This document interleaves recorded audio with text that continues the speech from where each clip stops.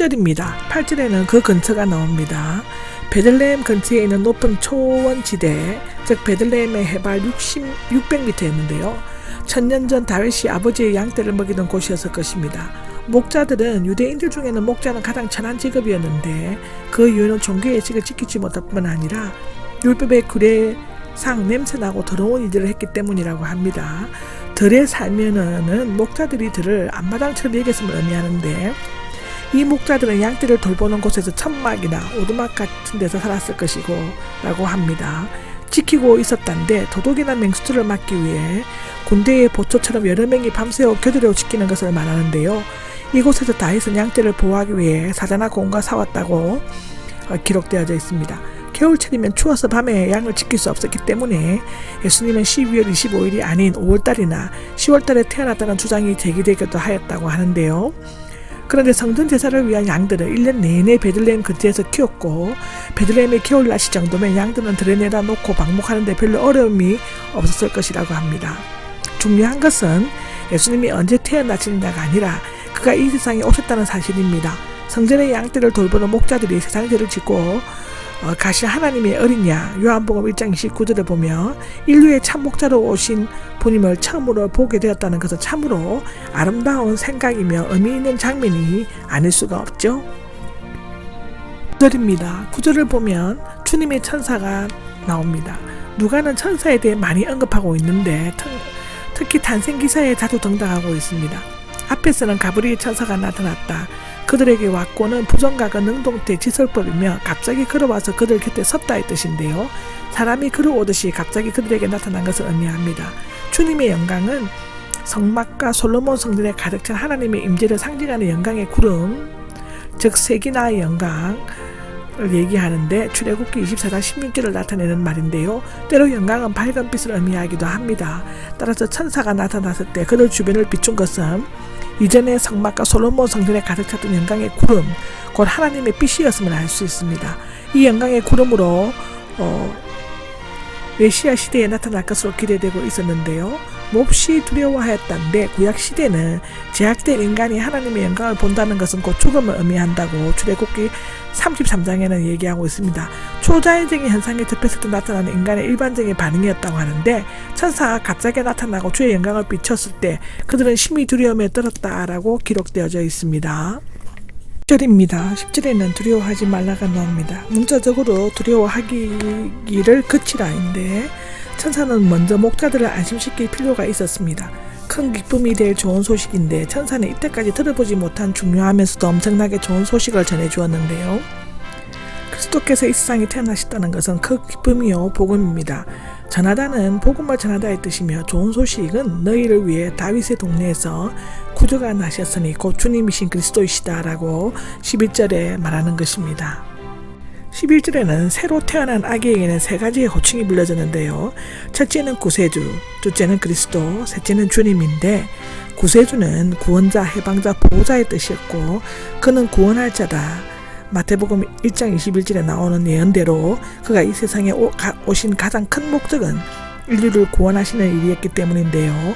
또한 그는 믿는 사람들을 죄와 죽음으로부터 해방시키고 악으로부터 보호해 주실 것이라고 요한복음 4장 42절에는 말하고 있습니다. 그러나 유대인들은 로마의 지배로부터 구원해줄 정치적인 지도자와 질병과 육체적 고통으로부터 건져줄 현실적 구원자를 갈망하였습니다.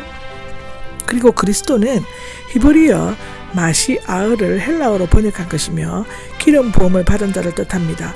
예수님이 구약 성경에서 예언되고 약속되어진 메시아로 오신 분임을 나타내는데 불행하게도 유대인들은 그를 메시아로 받아들이려고 하지 않았습니다. 세 번째로 주님은 원래는 하나님께만 사용되었지만 후에는 메시아에게도 적용되었습니다. 사도행전 2장 36절, 빌립보서 2장 11절에 나옵니다. 당시 로마 황제는 세계를 지배하는 절대 권력이었고 신적인 주였는데 그러나 오직 예수님만이 세상의 유일한 구세주 이스라엘의 메시아로 오신 것은 모든 사람의 주님이십니다. 지금도 그의 탄생은 역사적을 둘로 나누고 있으며 BC와 AD 모든 서류에 날짜를 기록할 때마다 예수님의 탄생을 간접적으로 인정하고 있습니다. 12절은 그것이 바로 그를 알아볼 수 있는 표이다는데 문자적으로 이것이 너희에게 표식이다는 뜻입니다. 그들이 아기 예수님을 알아볼 수 있는 표적 증거, 표시, 기적은 포대기에 사여 구유에 누워있는 아기였습니다. 어떻게 보면 이 표는 도저히 믿기지 않는 엄청난 역설일 수도 있는데 영원하신 분의 시간 속에 나타나셨고 무소부재하신 분이 구유에 누워 계십니다. 전능하신 분이 머리조차 둘 수 없는 힘없는 아기로 포대기에 사여 있습니다. 진지하신 분이 한마디의 말도 할 수 없는 아기가 되셨습니다. 하늘과 땅을 지으신 그리스도가 동구석 외양간 구유에 누우셨습니다. 하나님께서 추위와 비정함과 죄와 고통에 빠져있는 인간을 찾아오시되 베들레헴 구유에 누인 한 아기의 모습으로 오셨습니다. 그러므로 그는 낮고 천하며 억압받는 자들을 편에 서질 수가 있습니다. 13절을 보면 하늘의 군대가 나옵니다. 원래는 한 무리의 병사들을 의미하지만 구약에서는 천체들을 의미하고 있습니다. 하늘에는 천전만만의 하늘 군대가 있다고 다니엘서 7장 10절, 요한계시록 5장 11절에서 12절, 마태복음 26장 53절에 나와 있습니다. 여기에서는 하늘의 천군 천사들이 다 함께 모여 아기 예수님의 탄생을 찬양하고 있다고 합니다. 군대가 평화를 알리고 있었습니다. 14절에는요. 이 짧은 찬송은 라틴어 성경의 첫 단어를 따서 글로리아 인 엑셀시스 데오로 불리웁니다. 가장 높은 곳에서 하나님께 영광이라는 것인데요.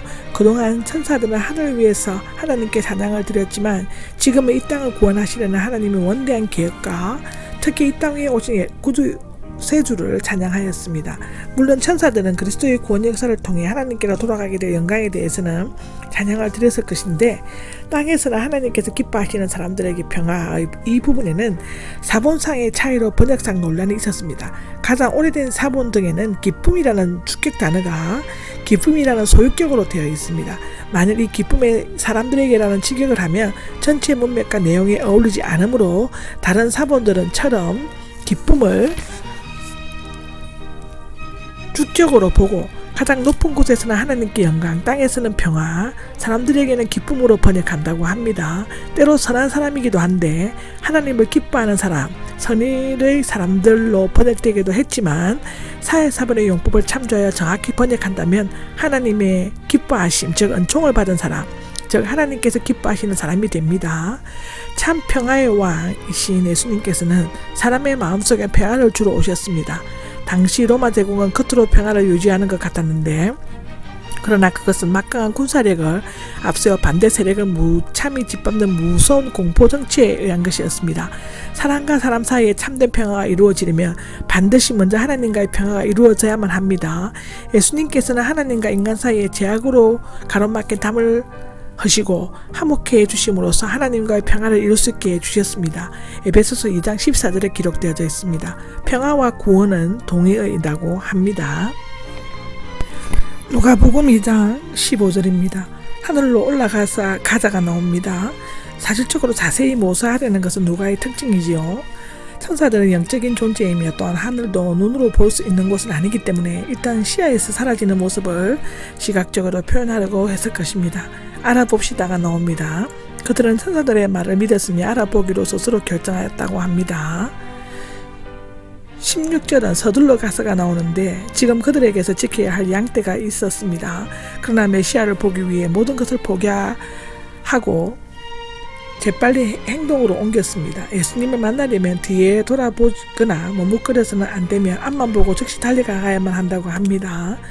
찾아냈다는 누가복음에만 나오며 끊임없이 조사하여 힘들게 찾아낸 것을 나타내는데 동방박사들은 별의 인도함을 받아 정확히 난 곳을 알아냈지만 목자들은 일일이 지문을 두드리면서 힘들게 묻고 찾았을 것이라고 합니다.